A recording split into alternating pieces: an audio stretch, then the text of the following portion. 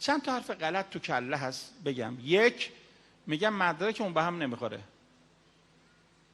دختره لیسانس، شوهرش میخواد دکتر باشه.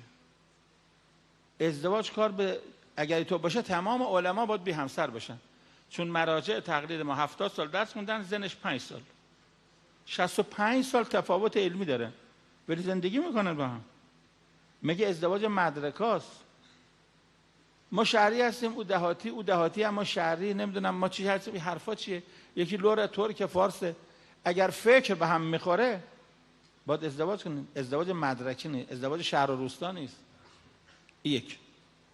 دوم، گاهی میگن دختر اول هست، من دختر دوم شوهر نمیدم. حالا برای چی دختر دوم اول نخواست باشه شوهر کنه؟ گناه دختر دوم و سوم چیه؟ پدره به بچهش گفت پاشو نماز صبحت قضا میشه، پاشو خورشید در اومد. پسره تو رخت گفت برکی خورشید دلش بخواد سحر در بیاد، بذار ما بخوابیم. اگر یک کسی آمادگی هست حقشو از بین نگیریم. بعضی چیزا نوبتی نیست، مثل زن زاوو. زن زاوو رو من زایشگاه شماره چند؟ خانم 17 نفره. خانم شما نفر 17 صبر کن، 16 نفر قبل تو بزن بعد تو. بابا گاهی وقتا تو اون 16 تا بزن این زایده. در زایشگاه نوبت نی، باید دید کی زودتر میخواد بزاد. خیلی جا دیگه نوبت نیست، حالا باقیشو نمیتونم بگم. یه کسی تو صف دستشوییه، نمیشه گفت نوبتیه، ممکنه یه اسهال داره باز زودتر بره. بنابراین ازدواج مثل زایدنه. زایدن نوبتی نیست، نیازیه. این هم هست. نظر بنده چیه؟ نظر بنده اینه که من با ازدواج دانشجویی مخالفم، طرفدار ازدواج دبیرستانی هستم. حالا توجه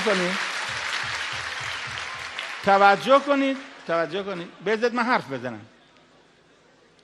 میگه خونه نداره، سربازی نرفته، سواد نداره. عقد غیر از زندگی مستقله.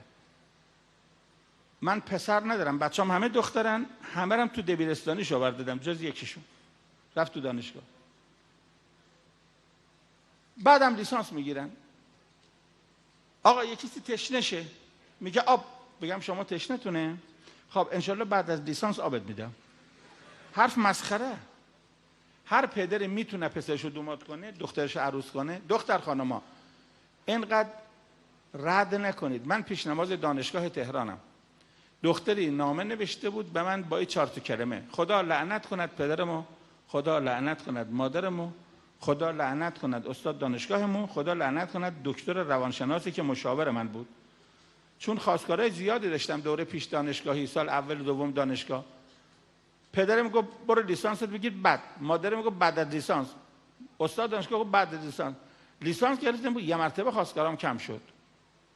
خواستگارام که کم شد گفت برو فوق لیسانس بگیر. حالا دیگه فوق لیسانس گرفتم، دیگه اصلا خواستگار ندارم. خدا لعنت کند اونا که ازدواج و حق طبیعی رو از من گرفتن. اگر پدر و مادر میتونه بچه‌شو دومات کنه، لفتش بده، بچه گناه بکنه، پدر و مادرم شاید در گناه بچهش شریک بشه.